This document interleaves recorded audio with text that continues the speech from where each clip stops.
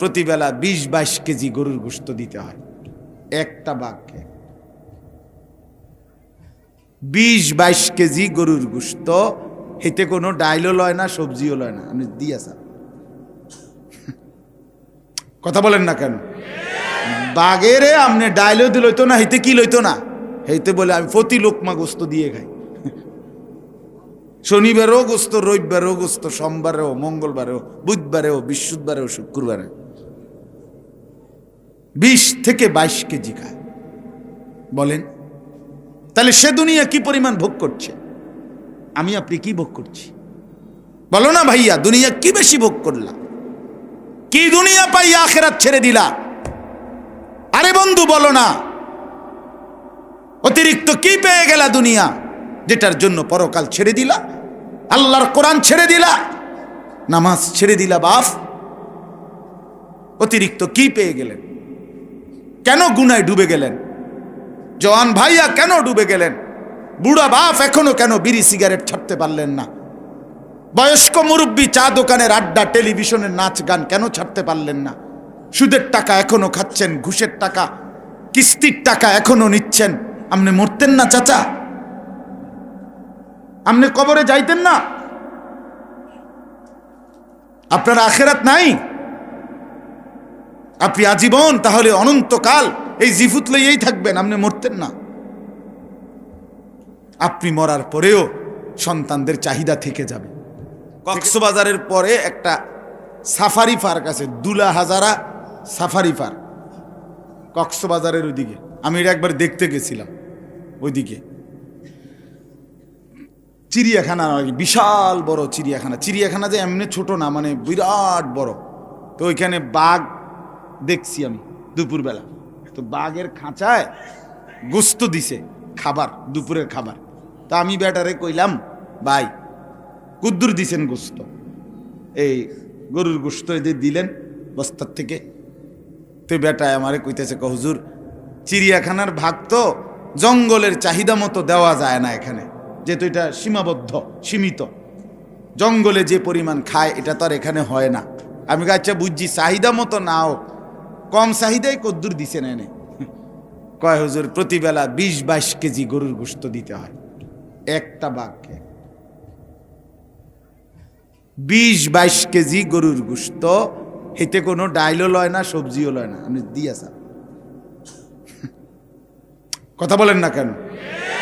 বাঘেরে আমনে ডাইলও দিল হইতো না, হেতে কি লইতো না, হেতে বলে আমি প্রতি লোকমা গোস্ত দিয়ে খাই। শনিবারেও গোস্ত, রবিবারেও গোস্ত, সোমবারেও, মঙ্গলবারেও, বুধবারেও, বৃহস্পতিবারেও, শুক্রবারে ২০ থেকে ২২ কেজি খায়। বলেন তাহলে সে দুনিয়া কি পরিমাণ ভোগ করছে, আমি আপনি কি ভোগ করছি? বলো না ভাইয়া, দুনিয়া কি বেশি ভোগ করলা? কি দুনিয়া পাই আখেরাত ছেড়ে দিলা? আরে বন্ধু বলো না, অতিরিক্ত কি পেয়ে গেলা দুনিয়া, যেটার জন্য পরকাল ছেড়ে দিলা, আল্লাহর কোরআন ছেড়ে দিলা, নামাজ ছেড়ে দিলা? বাপ, অতিরিক্ত কি পেয়ে গেলেন? কেন গুনায় ডুবে গেলেন? জওয়ান ভাইয়া কেন ডুবে গেলেন? বুড়া বাপ এখনো কেন বিড়ি সিগারেট ছাড়তে পারলেন না? বয়স্ক মুরব্বী চা দোকানের আড্ডা, টেলিভিশনের নাচ গান কেন ছাড়তে পারলেন না? সুদের টাকা এখনো খাচ্ছেন, ঘুষের টাকা, কিস্তির টাকা এখনো নিচ্ছেন। আপনি মরতেন না চাচা? আপনি কবরে যাইতেন না? আপনার আখেরাত নাই? আপনি আজীবন তাহলে অনন্তকাল এই জিফুত লইয়েই থাকবেন, আপনি মরতেন না? আপনি মরার পরেও সন্তানদের চাহিদা থেকে যাবে। থেকে যাবে কিনা বলেন না? আমার আব্বা মারা যাওয়ার পরে আর আমরা তো বাজার করি না। আমার আব্বা 2015 সালে ইন্তেকাল করছে, এখন আজকে 9 বছর। আর আমরা এরপরে তার আমরা জিফুত বাজার করি না। তো তাইলে আমার আব্বা শেষ করে দিতে পারছে? আমার সব প্রয়োজন আমার বাপে শেষ করে দিতে পারছে কিনা বলেন তো? তাইলে আমরা কে পারবো সেটা? আল্লাহ আমাদেরকে বুঝ দান করেন। আমার কথা শক্ত হইলে মাফ করে দিও বাপ, কিন্তু আমি মনের আবেগে বলছি। এর অর্থ শুধু লজ্জা দেওয়া, ধমক দেওয়া না রে ভাইয়া। তোমার বিবেক জাগাইতে চাইছিলাম, তোমার দিল নাড়াইতে চাইছিলাম। অনুভূতি জাগাইতে চাই। আমার একটা স্বপ্ন আর কি, এটা ধাক্কা দিতে চাই, আমি দিল নাড়াইতে চাই। এটা আমার একটা মিশন, আমার একটা ফিকির, আমার একটা আশা। এই লক্ষ লক্ষ আমাদের মানব সম্পদ আছে, আমাদের যুব সমাজ আছে, আমাদের পর্যাপ্ত পরিমাণ নওজোয়ান আছে। আমরা শুধু একটু যদি পাইতাম পক্ষে ইসলামের জন্য, এই যুবকরা যদি সেজদা করতো ফজরের, খোদার কসম গোটা পৃথিবীর কাফের নড়ে চড়ে উঠত। আমরা হারার কথা না। আমাদের উপযুক্ত জনবল আছে, আমাদের পর্যাপ্ত শক্তি আছে, কিন্তু আমরা আফসোসের ব্যাপার হেরে গেলাম। আমরা হেরে গেলাম। 57টি মুসলিম রাষ্ট্র আমাদের, 180 কোটির চাইতে মুসলমান বেশি আমরা, অথচ ইসরায়েলের ইয়াহুদি 1 কোটি না। ইসরায়েলে ইয়াহুদি 1 কোটি নয়, সর্বোচ্চ 97 লাখ, 1 কোটি না। আমরা তাদের কাছে হেরে যাচ্ছি। আফসোসের ব্যাপার। তোমরা যুবকরা যদি না গাও ভাইয়া, ইসলামের জন্য লড়বে কে? সারা পৃথিবী, আমি ইনসাফের সাথে বলি, সারা পৃথিবীর খোঁজ খবর যদি কেউ, যুবক ভাই তোমাদের কাছে, দাদার বয়সী তুমি না, তুমি নওজোয়ান, মুরব্বীরা হয়তো চলে যাবে কবরে। আল্লাহ যদি তোমারে হায়াত দেয়, তুমি আরো 20 বছর 30 বছর আগামীর এই ঝঞ্ঝা বিক্ষুব্ধ পৃথিবী দেখতে হবে বাপ। এই খামখেয়ালির চরম পরিণতি ভোগ করতে হবে। তুমি 70 বছরের এই বুড়ো মানুষটার সমান হায়াত না, তোমারে আল্লাহ চাইতো আরো বেশি হায়াত পাইবা। তুমি নষ্ট হয়ে গেলে কষ্ট পাইবা, অনেক কষ্ট হবে, মুসিবত সামনে। শুধু এই 2টা দল, আওয়ামী লীগ, বিএনপি, জাতীয় পার্টি, ইতান না, এই ছোট্ট বাংলাদেশের এই 2-3 দলের ধাক্কাধাক্কি মূল বিষয় না। সারা পৃথিবী অস্ত্রের ধাক্কাধাক্কি চলছে। আপনারা খবর নেন, বিবেকবান যে আছেন খবর নেন। সারা পৃথিবী নড়াচড়া করছে অস্ত্র নিয়ে। প্রত্যেকেই নিজেদের অস্ত্র শান দিতেছে, ধার দিতেছে, সবাই মুখোমুখি। কে কার সাথে লাগে, কোন দিকে যায় পরিস্থিতি বলা যায়। অভাব লাগবে, দুর্ভিক্ষ লাগবে, অভাব লাগবে। গোটা পৃথিবী চরমভাবে অস্ত্রের মুখোমুখি, যুদ্ধের মুখোমুখি। 1960 ইংরেজিতে থেকে রোহিঙ্গাদের উপরে যেই মিয়ানমার, বার্মার এই বৌদ্ধ, এই হিংস্র নরপশুরা মুসলমানদের উপরে জুলুম করছিল 1960 ইংরেজি থেকে আজকে প্রায় 59 বছরের মতো। 1960-64 পর থেকে সেই সামরিক সরকার এখন ওই বৌদ্ধ, ওই দেশের মিয়ানমারের বিদ্রোহী গোষ্ঠী, ওরাও বৌদ্ধ, ওদের আক্রমণের মুখে সামরিক সরকার দিক বিদিক হারা। খবর নেন, কুত্তার মতো দৌড়াইতে আছে আশ্রয়ের অভাবে।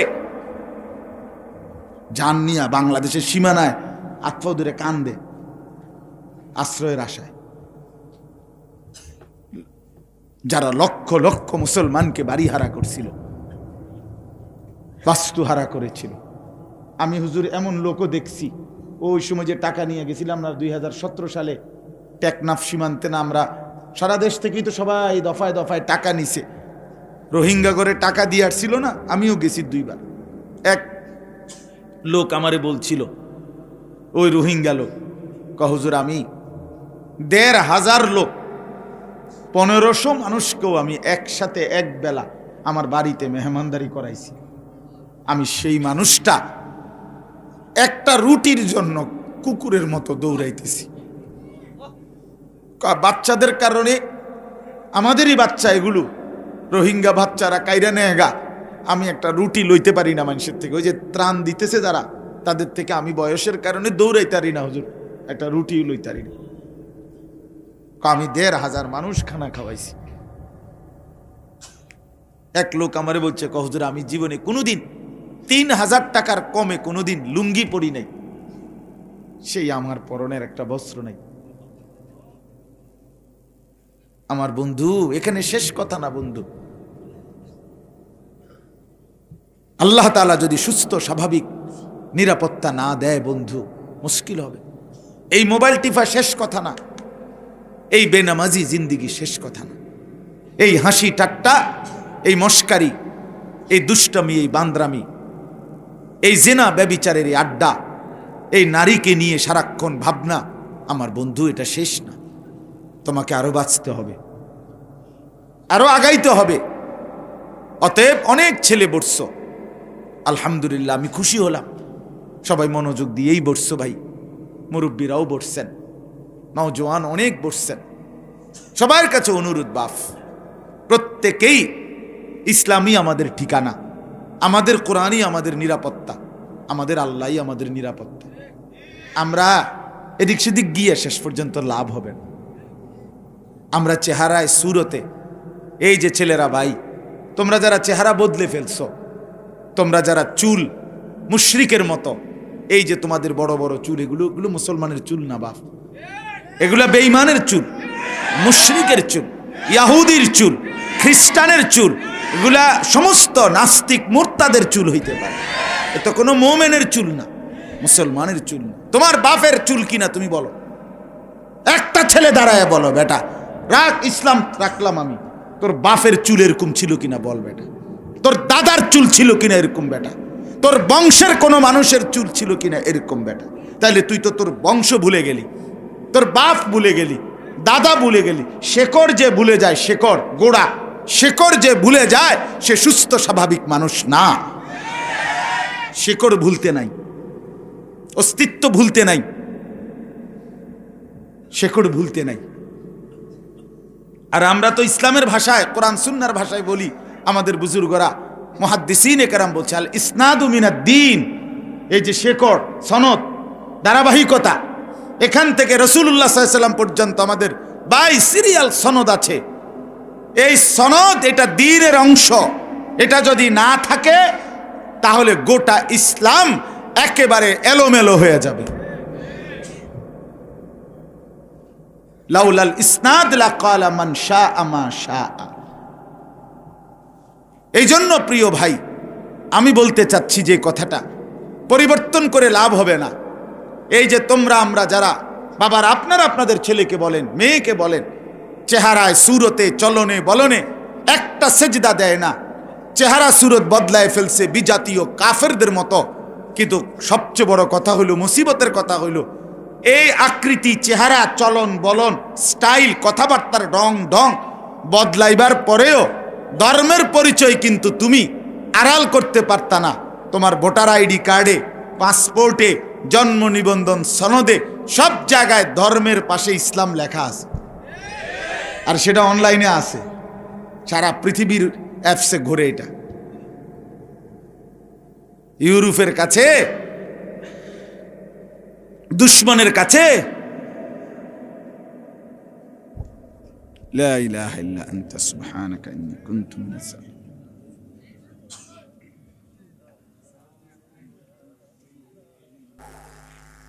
আমাদের হিসাবের মধ্যে লেখা আছে আমাদের, কাজেই আমাদের জন্য ঘুরে ফিরে শেষ পর্যন্ত আমাদের ইসলাম আমাদের নিরাপত্তা, আমাদের আল্লাহই আমাদের নিরাপত্তা।